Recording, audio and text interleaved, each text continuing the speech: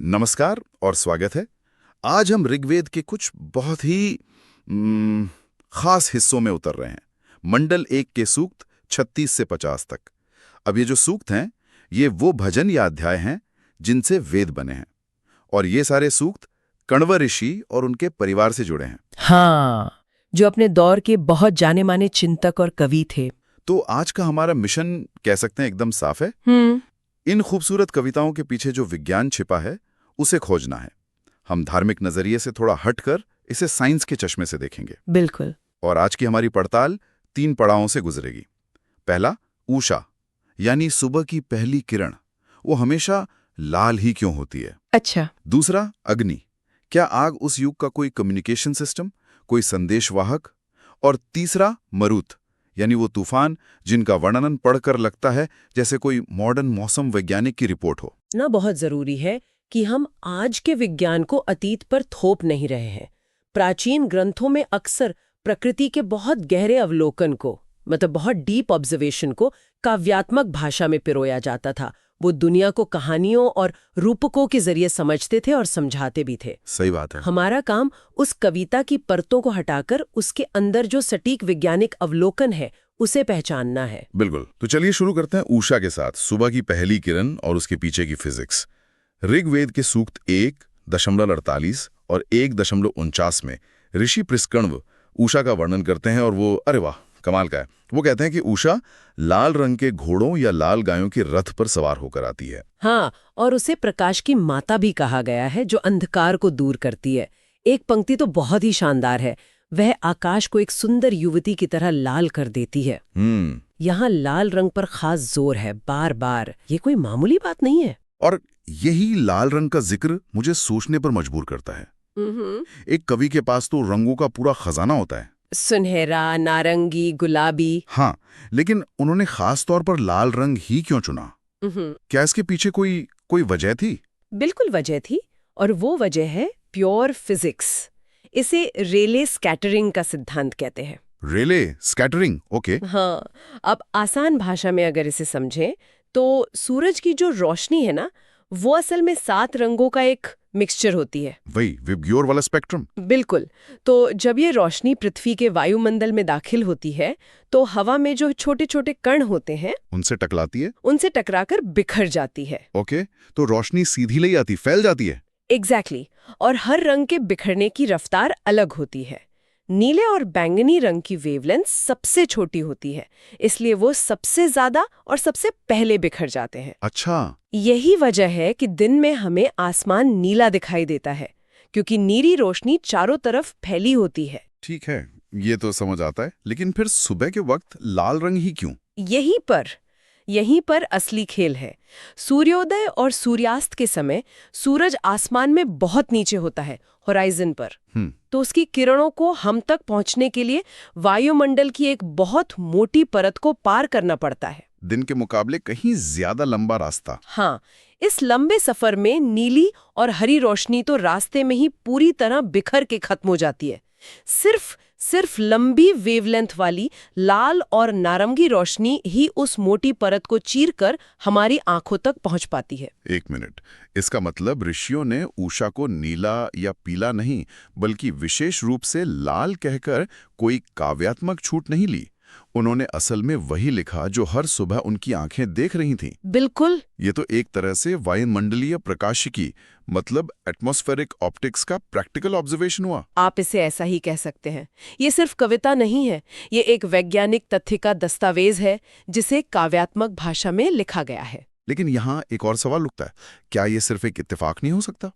हो सकता है उन्हें लाल रंग बस ज्यादा नाटकीय या सुंदर लगाओ कविता के लिए? ये सवाल बहुत अच्छा है, लेकिन अगर ये सिर्फ एक काव्यात्मक पसंद होती तो वो दिन के आसमान को भी लाल या किसी और रंग का कह सकते थे। सही बात है। पर ऐसा नहीं है।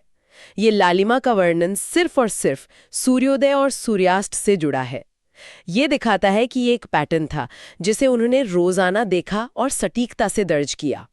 और इसमें एक और पहलू है, ऊषा की नियमितता। ऋग्वेद कहता है ऊषा कभी अपना रास्ता नहीं भूलती, वो हमेशा समय पर आती है। मतलब ये सिर्फ सुबह होगी वाली बात नहीं है, ये तो एक कॉस्मिक क्लॉक की बात हो रही है।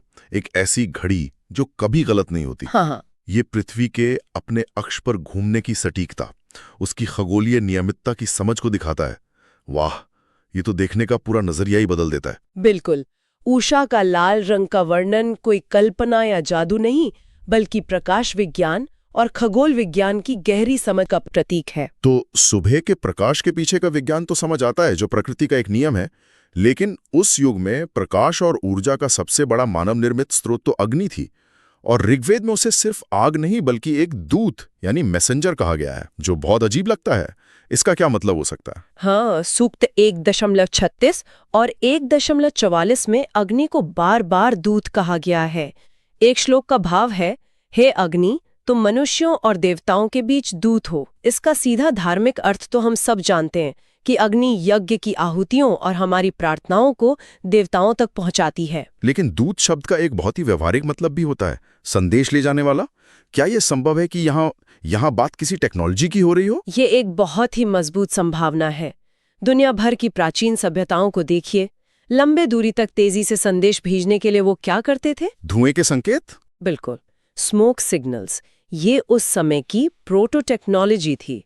चीन की महान दीवार पर तैनात सैनिक हों या अमेरिका के मूल निवासी, धुएं के अलग अलग पैटर्न का इस्तेमाल करके वे मीलों दूर तक संदेश भेज देते थे।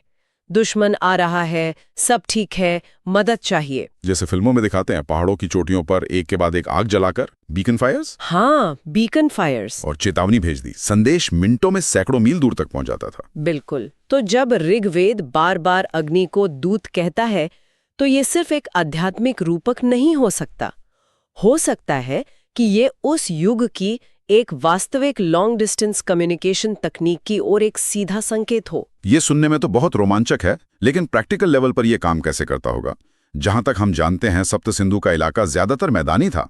क्या वहां स्मोक सिग्नल्स उतने असरदार होते? ये एक बहुत ही वैध सवाल है। मैदानों में शायद पहाड़ों जैसी विजिबिलिटी ना हो, लेकिन फिर भी ऊंची जगह होती हैं। जैसे नदी के किनारे ऊंचे टीले या शायद मानव निर्मित बुर्ज, मतलब वॉच टावर्स। और देखिए, संदेशों को बहुत जटिल होने की जरूरत नहीं थी।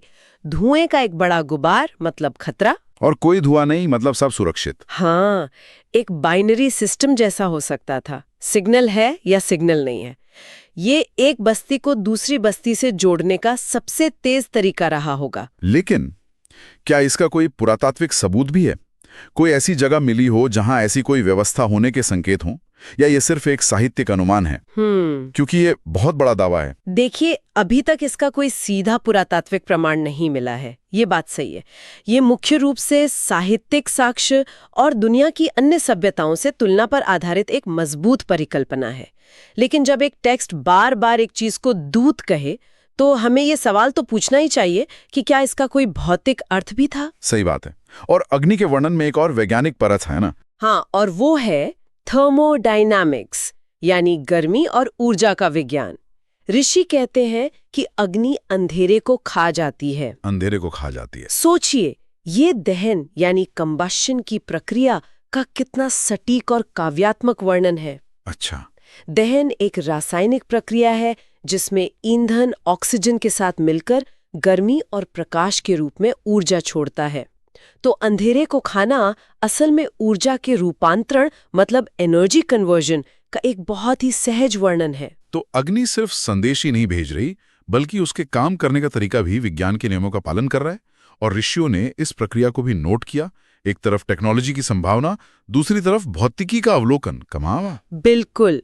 धार्मिक रूप से अग्नि पूजनीय है, लेकिन तकनीकी और वैज्ञानिक दृष्टिकोण से देखें तो इसमें उस युग की समझ और तकनीक के गहरे संकेत छिपे हो सकते हैं। अग्नि की ऊर्जा तो फिर भी इंसानों के नियंत्रण में थी, लेकिन प्रकृति की एक और ऊर्जा ऐसी है जो बिल्कुल अनियंत्रित और विनाशकारी हो सकती है, तूफान। और ऋग्वेद में इसका जिक्र मरुत के रूप में आता है। सूक्त 1.37 से 1.39 तक ऋषि कण्व मरुतों का ऐसा वर्णन करते हैं कि रोंगटे खड़े हो जाएं। हाँ, वो वर्णन किसी हल्की फुल्की हवा का तो बिल्कुल नहीं है। ऋषि कहते हैं, जब मरुत चलते हैं तो पहाड़ कांपते हैं और जंगल डर से झुक जाते हैं। उनकी आवाज शेरों की दहाड़ जैसी है। शेरों की दहाड़ जैसी? ये किसी भयंकर ताकत का जिक्र है। बिल्कुल। और एक और अजीब बात का जिक्र है कि वे चितकबरे कपड़े पहनते हैं और अपने साथ बारिश लाते हैं। ये चितकबरे कपड़े क्या हो सकते हैं? यह रूपक थोड़ा अजीब लगता है। अगर हम इसे मौसम विज्ञान यानी मीटियोरोलॉजी के नजरिए से देखें तो ये वर्णन जरा भी अजीब नहीं बल्कि आश्चर्यजनक रूप से सटीक है। अच्छा। ये किसी साधारण आंधी का नहीं बल्कि एक भयंकर तूफान यानी थंडरस्टॉर्म का वर्णन है। चलिए एक एक करके इन संकेतों को समझते हैं। पहाड़ों का कांपना, ये क्या हो सकता है? बादलों की गरज। सिर्फ गरज नहीं बल्कि गरज के साथ होने वाला सोनिक बूम। Sonic boom? हाँ, इसे ऐसे समझिए जैसे कोई सुपरसोनिक जेट प्लेन जब हमारे ऊपर से गुजरता है तो खिड़कियां कांपने लगती हैं। बिजली कड़कने पर भी वैसी ही एक शॉकवेव पैदा होती है जिसे हम गरज के रूप में सुनते हैं। उसकी गूंज और कंपन से जमीन में हल्की थरथराहट महसूस हो सकती है, जिसे ऋषियों ने पहाड़ों का कांपना कहा। कितना सटीक। और शेरों की दहाड़ जैसी आवाज भी तूफान में हवा के शोर और लगातार होती गरज की ओर ही इशारा करती है। बिल्कुल। लेकिन उन चितकबरे कपड़ों का रहस्य क्या है? ये शायद सबसे शानदार रूपक है। चितकबरे या स्पॉटेड होना ओलों मतलब हेलस्टोन्स का वर्णन हो सकता है जो अक्सर बड़े तूफानों के साथ गिरते हैं। ओले, अच्छा। हाँ, आसमान से गिरते हुए सफेद ओले एक धब्बेदार पैटर्न बनाते हैं। या फिर ये तेज बारिश की उन मोटी मोटी बूंदों का भी वर्णन हो सकता है जो हवा में एक धब्बेदार पर्दा सा बना देती हैं। को समझ रहे थे, वो हवा की गतिज ऊर्जा यानी काइनेटिक एनर्जी को पहचान रहे थे। सही पकड़ा। उन्हें ये एहसास था कि हवा सिर्फ जीवन देने वाली प्राणवायु नहीं है बल्कि उसमें अपार विनाशकारी शक्ति भी है। आपने बिल्कुल सही कहा। ये सिर्फ एक तूफान का वर्णन नहीं, ये एक गंभीर मौसमी घटना यानी एक सिवियर वेदर फेनोमेनॉन है। शायद एक सुपरसेल थंडरस्टॉर्म का जो अपने साथ तेज हवाएं, भारी बारिश, ओले और जबरदस्त गरज लेकर आता है। अरे वाह! मरुतों का वर्णन केवल देवताओं की कहानी नहीं, ये उस शक्ति के प्रति भय, सम्मान और उसके व्यवहार की गहरी वैज्ञानिक समझ का एक मिला-जुला दस्तावेज है। तो आज की हमारी पड़ताल का सार निकालते हैं। हमने 3 विषयों को विज्ञान की कसौटी पर परखा। पहला, ऊषा। ऋग्वेद ने सूर्योदय के समय प्रकाश के बिखरने की प्रक्रिया और आसमान के लाल दिखने के पीछे की ऑप्टिक्स को आश्चर्यजनक सटीकता से दर्ज किया। प्रकाश विज्ञान, बिल्कुल सही। दूसरा, अग्नि। उसे दूत कहना इस मजबूत परिकल्पना को जन्म देता है कि यह शायद एक प्राचीन संचार प्रणाली जैसे स्मोक सिग्नल्स, हाँ, उसकी ओर इशारा है। यह उस युग की प्रोटो टेक्नोलॉजी का एक संभावित संकेत है। और तीसरा, मरुत। यहाँ ऋषियों ने किसी साधारण आंधी नहीं बल्कि एक भयंकर तूफान की विनाशकारी ऊर्जा, उसकी आवाज और उसके साथ आने वाले ओलों या बारिश का एक सटीक मौसम वैज्ञानिक अवलोकन प्रस्तुत किया है। और इसके साथ ही हमने ऋग्वेद के सूक्त 50 तक का विश्लेषण पूरा कर लिया है। कण्व ऋषियों ने प्रकृति को जिस वैज्ञानिक दृष्टि और बारीकी से देखा वो वाकई हैरान करने वाला है। बिल्कुल। ये दिखाता है कि उनके लिए धर्म, कविता और विज्ञान अलग अलग नहीं थे बल्कि एक ही सत्य को देखने के अलग अलग तरीके थे। और ये हमें एक बहुत ही दिलचस्प और शायद कुछ हद तक विवादास्पद मोड़ पर लाकर खड़ा करता है। हाँ, और ये एक जरूरी सवाल भी खड़ा करता है। सोचिए, अगर प्रकृति की घटनाओं जैसे प्रकाश का बिखरना और तूफानों का बनना का वर्णन इतनी वैज्ञानिक सटीकता से किया गया है, तो फिर इन्हीं ऋषियों द्वारा आगे के सूक्तों यानी 51 से 64 में जहां युद्धों, राजाओं और सामाजिक संघर्षों का वर्णन आता है, उसे कैसे देखा जाना चाहिए? ये सवाल तो पूरी बुरी समझ को हिला सकता है। मतलब अगर उनका विज्ञान का अवलोकन ये इतना यथार्थ है, तो हम इस चर्चा को एक विचार के साथ समाप्त करते हैं। क्या वो ऐतिहासिक वर्णन भी उतने ही सटीक और वास्तविक घटनाओं का रिकॉर्ड हो सकते हैं जिन्हें आज तक हम केवल पौराणिक कथा या मिथक मानते आए हैं? अगर प्रकृति का अवलोकन यथार्थ है, तो क्या इतिहास का अवलोकन भी यथार्थ हो सकता है?